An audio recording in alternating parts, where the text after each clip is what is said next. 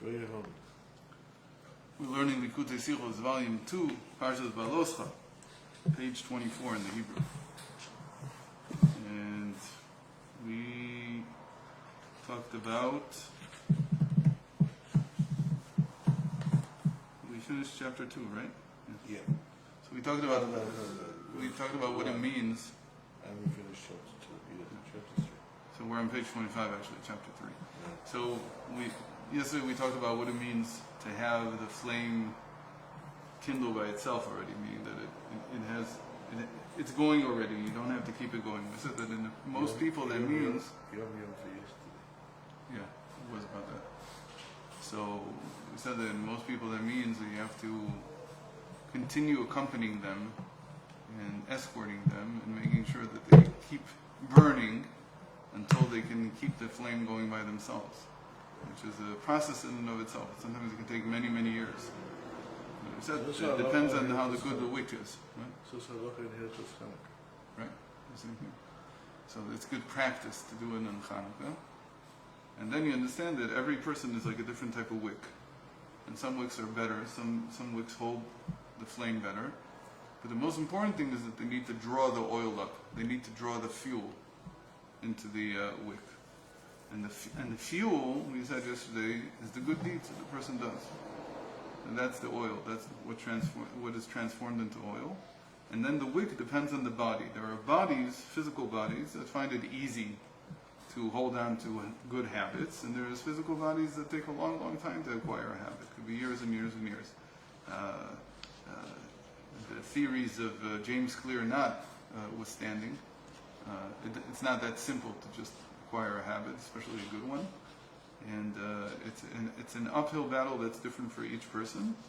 And it depends on, you can't just decide on a habit, it doesn't work. So that's why you always need to have somebody coaching you, in a certain sense. You always need to have somebody like Aaron, who's making sure that each one of the candles is sucking up the oil. And also he's providing the oil. So he also has to provide them with good deeds. He has to make them do things. And then it becomes a cycle. We said that there's a conservation here. That when the flame is lighting, it's illuminating, so the energy doesn't just dissipate into thin air. But rather that energy of the light that's coming out of the candle, that in the parable, like what it's talking about, becomes the oil again. So every time that you do a good deed, that on the one hand it illuminates around you, but it also becomes a storehouse of new fuel, of new oil. Okay, so chapter 3. So in lighting the menorah in the temple, there were 3 important laws. The first one is, first of all, this is one of the services of the temple that could be done by somebody who's not a Kohen. Anybody could come in and light it. Secondly, hatavat hanerot, hachanat hanerot tzricha liot dafka al yedei kohen. But preparing the candles for lighting, that has to be done by the Kohen. And so, what does it mean preparing them? It's taking out the old wick, and cleaning them, and putting in new oil. So these things had to be done by a Kohen, but lighting them can be done by anyone. And thirdly, mekom hamidat menorah hu dafka beichal beit hamikdash. And thirdly, the menorah itself has to stand inside the sanctuary. It can't be outside the sanctuary. You can't put it anywhere you want. Because theoretically, what does it matter? You have to light the menorah, doesn't it? Why would the menorah have to be in some particular place? It could be theoretically anywhere. It says no, it has to be in the sanctuary. And mul pnei menorah, menorah nochach hashulchan. There's a verse that says that the menorah has to be facing the table of showbread. They have to be one in front of the other, and they both have to be next to the mizbach haktoret, the altar of incense. And these are all in the sanctuary.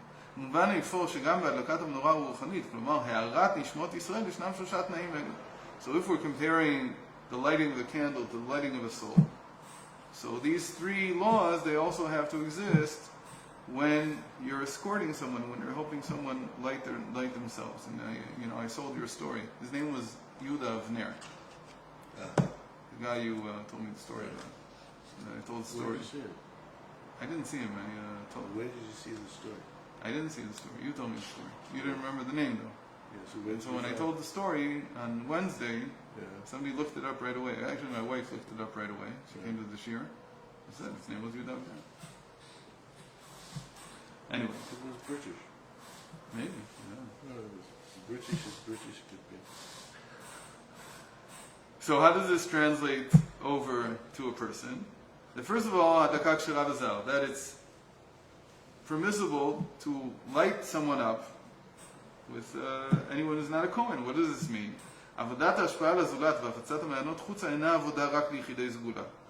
That spreading the light and spreading the Torah is not work for a select few. You don't have to be a Kohen. You don't have to be something special. It's for everybody. It's the right and the duty of every Jew. Because the Mishnah was written for everyone. What does the Mishnah say? It says, be from the students of Aaron. So you're not a Kohen, but you're a student. You're a disciple. So you're not a blood relation, but you're a disciple. Every person in the Jewish people should follow Aaron's lead and bring people closer to Torah. And as we said, you bring people closer to Torah, and you don't compromise on the Torah to bring it to people. Yeah. Secondly, but the preparing the candles for lighting has to be done by a Kohen. What does that mean? You might think, since the most important thing is to actually have an impact on someone else, on this person that you're bringing closer to Yiddishkeit. So what does it matter what means I use and what pathway I follow in order to influence them? אסביר לו נושא בתורה לפי הבנתי, במידה שהיא מתאימה להבנתו. אבחר לו דרך במצוות המתאימה גם לי וגם לו, וכדומה, וכך השפיע גם על הזולת. So the person thinks it's tailor-made, right? So it's how I understand things, meaning if I'm teaching another person, so it's how I understand it. It could be any way I understand it. You don't have to follow the Kohanim, Jewish people. So the Kohanim are the sages. That's really the meaning of Kohen. That's what the Rambam writes. That any person that decides that he wants to be a Kohen in the spiritual sense, and he wants to dedicate his life to Torah, so he can do that. And it's an amazing thing that the Rambam writes this, because Rambam is very nigla. This is very revealed Torah. He says it as an example of a revealed thought that anybody. But what does it mean? It means that they are dedicated entirely to Torah. That's their lives, and those are the sages. So first of all, it has to be following an opinion that has validity. It can't just be whatever I think the Torah is saying. And secondly, I might also say I want to choose a tailor-made path, meaning not just the source, not just who I'm learning from, but also, yes, but also,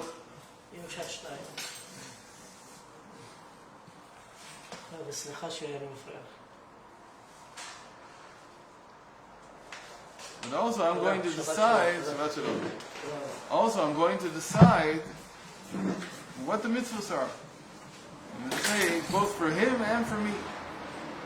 Both for him and for me. I'm going to decide what the Yiddishkeit is going to look like. We're going to nitpick. We're going to choose, and pigeonhole certain things, and other things we're going to ignore. We said that the shemen and ptila, the wick and the oil, they are the actual acts that you do, especially the oil. So the oil is your good deeds. So those things, that's preparing the candle, preparing those parts of the candle, that has to be by a Kohen.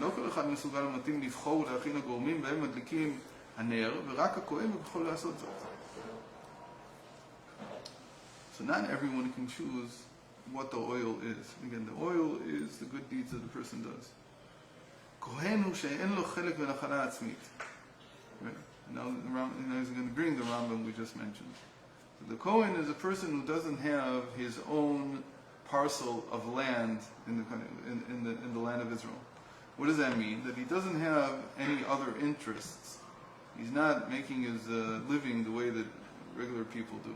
Regular people have a business, they have things that they own, and so on. Their life is dedicated, we would say, hopefully, dedicated to Hashem, but obviously they're making their life. They're building their life around their own interests. Rather, a Kohen is the person who Hashem unachalato, that Hashem is his inheritance. That what he has in life is Hashem. He doesn't have something else. וכפי שהרמב"ם כותב, and as the Rambam writes, again in the Yad, Sichot Shmita v'Yovel, אשר נדבה רוחו להיבדל, that his spirit volunteers to be different. He decides that he's going to be different than everyone else. How is he different? That he dedicates his life to being a teacher, to whatever it means spiritually, that he's advancing the cause of the Torah, of Hashem. Only a person who is separated from material pursuit. And his whole essence is to cling to Hashem and to serve Him. He has the ability to be the Kohen who prepares the candle and brings the oil into the candle, and that is a person who can guide other people. And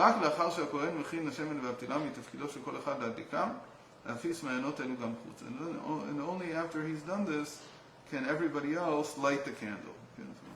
So basically it's a very interesting thing here. So what do you say about people that, it's a very good question, the only if the only criteria is to dedicate your life to spirituality, let's say that's how you see it. So it's still not that easy, because he says there's another criteria. The fact that there's a lot of people who dedicate their lives to I don't know, a lot. There's people from all kinds of, what you would say, persuasions, spiritual persuasions that dedicate their life to spirituality. So maybe an Indian guru is also he's very, most of them, not all of them, but the ones who haven't figured out that you can make money from it, but the ones that haven't, so they're really dedicated to something spiritual. So maybe he can light a candle also. So it's very, very difficult, because there is such a thing of the Leumas, the other side also has people that are very, very dedicated. So how do you know that you're following the right path? So I would say, and something that he doesn't mention here, is that there has to be another criteria. That the Kohen is a hereditary. It is hereditary. You can't be a priest just because you decide to. Right? The joke about the guy who comes to the Orthodox temple and they tell him. He says, I want to be a Kohen, I want to do, you heard this one? The guy comes to an Orthodox shul, he says, I want to be a Kohen. He says, I'm very sorry, I'll explain to you, but it's hereditary, you can't just decide that you're a Kohen. Oh, okay. If I pay you, no, you can't do it. Okay, so he goes to the conservative place, and the place says, very sorry, but you can't just pay for it. You can't just decide that you're a Kohen. So he goes to the reform place and say, oh yeah, sure, just here's the forms, fill it out, and the next Shabbos you can be a Kohen. So after a few weeks, this guy's serving duchening and doing everything as a Kohen. So the rabbi of the shul says, this reform shul says, I really wanted to ask you, why were you so intent on meeting a Kohen? Why is it so important to you? So the guy says, because my father was, and my grandfather was, I really wanted to be a Kohen. So in that sense, the person who's teaching has to have what we call a Masorah. He has to have some kind of inheritance that he received from his teachers and he received from his teachers. What we see very often is And that's really the argument. How do you know that a path in Yiddishkeit is true or not? Whether it lasts. In the end, it's whether it lasts. For instance, the Baal Shem Tov, when he came around, so he was a complete revolutionary. So who did you receive from? So he says, I've been talking to this guy called Achiyashi Lami. He's been dead for 3,000 years, but I've been talking to him. What are you talking about? Like, nobody believes this. Why would you believe it? What you have to see is you have to see that it lasts. And so there's always going to be opposition. If it's a true path, there's going to be opposition in the beginning. And the opposition lessens as people see that this is a way that clings exactly to the letter of the law, that it doesn't give up on the letter of the law, even if it has a new interpretation spiritually. But in that sense, there is a hereditary element. It's not just anyone who decides to dedicate his life to Yiddishkeit. It's more than that. It's that there is a tradition here. And so what we see very clearly is things that are not really dedicated to God, they don't last. They can last 2 generations, 3 generations at the most. You won't find a student of a student of a student of a student of someone who started something that went off the path. It's just because when you go off the path, either it's part of the path and it'll prove itself over time, that is part of it, or it's not part of the path and eventually it veers off and it just disappears into the sunset and you never see it again. The third law that we saw, מקום המנורה וכתוב המוארת הוא בהיכל דווקא 10 קדושות הן. The menorah has to be lit inside the sanctuary. And the Mishnah says there are 10 levels of kedusha, 10 levels of holiness, one above the other. So the sanctuary is the ninth level. 10 מדרגות בקדושה, קודשי קודשים, אחד וכיוצא בזה. Okay, so here he starts from the inside, from the Holy of Holies, and then the sanctuary, and then so on. וגם הדרגות שלמטה מהיכל קדושות הן. And then all the way to Eretz Yisrael. Eretz Yisrael is the 10th level of kedusha. So you go from the Holy of Holies out, 10 levels, until the whole land of Israel is holy. How is it holy? It says there. You don't think that it's holy that you have to... you can kiss the ground if you want, but it's holy because we keep Shemitah, because we have laws that have to do with produce, with agriculture. It's the only land in the world that it's that way. בכל זאת, בהדלקת המנורה באחד מהמקומות הללו של קדושתו, למטה מקדושת ההיכל לא יצאו ידי חובה. לכל דבר נועד שדה פעולה משלו, ותפקידה של המנורה הוא להאיר בהיכל. It says the purpose of the menorah is to illuminate the sanctuary. So the person comes and says, he doesn't explain it what this means. He says, I want to illuminate some other level of holiness. He says, you can't do that. The menorah has to be, meaning these candles have to be lit within the sanctuary. Everything has its field of action. And it can only act there. If you put it somewhere else, it probably won't do the job. So what does this mean? So the teaching, again, he didn't explain what does this actually mean. What does it mean you can't light someone outside of the sanctuary? What do you mean? I can't light him in the land of Israel? What do you mean? What does the land of Israel represent in this metaphor? So he leaves us hanging. In chapter 4 he says, so the instruction from this in actual work is, the person should not say, אמת הדבר שאיש ישראל צריך להדליק הנר שבקרבו והנר של הזולת, אך מי אומר שעליי לעשות זאת בקדושה חמורה כל כך? The point is to illuminate, to kindle the person's soul. Who says that I have to do it in such a holy place? What does it mean a holy place? Kedusha chamura can mean, again, in the sanctuary, in the menorah, it means the physical location where you're lighting the menorah. When you're talking about a person's soul, it's the environment, not the environment in terms of where physically he's located. There, it doesn't matter. It could be in Antarctica, it could be anywhere. It could be in space. It doesn't matter where the location is. It's the spiritual environment. What does that mean? ישנם הרי הרבה מבני ישראל אשר אין דורשים מהם במידה גדולה כל כך, ומדוע איפה נדרש אני לבצע זאת בצורה כזאת? He says, there's people who are just starting out. Why do I have to make sure that the environment that they're in is holy? I mean, I can do it anywhere. I can do it in a nightclub. What's the difference? You can light someone in a nightclub. There's stories like that. לכך באה ההוראה, כל אחד יש לו תפקידו ומשימתו שנועדה עבורו. מאחר ואדם זה חונן בכוחות ואפשרויות להאיר במקום קדוש יותר, מוכיחה העובדה זו שזה התפקיד שהוטל עליו על ידי הבורא.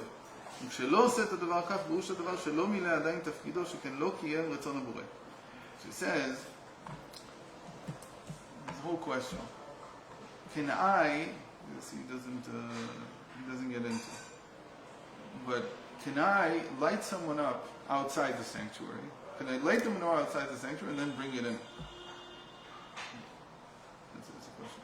So by Hanukkah candles, so what makes the mitzvah? The lighting or where you place it? What does the mitzvah? When you light it. Where did we take that from? We took that from the menorah. The menorah also, you can't light it outside and then bring it to where it should be. It doesn't work. Wherever you lit it, that's where you did the mitzvah. Because the mitzvah is to light the menorah. It's not to have the menorah illuminate. And yet, you see that in the end, it has to stand in the sanctuary. It has to stand there and has to illuminate. So what is he saying? He's saying that if you have a person who you could, he's going to say it further as we go along. This is a bigger issue. It's a more psychological issue already. The first two ones were easy. They were about the person who's kindling. But this is already more difficult. It's about what does it mean to really light someone up?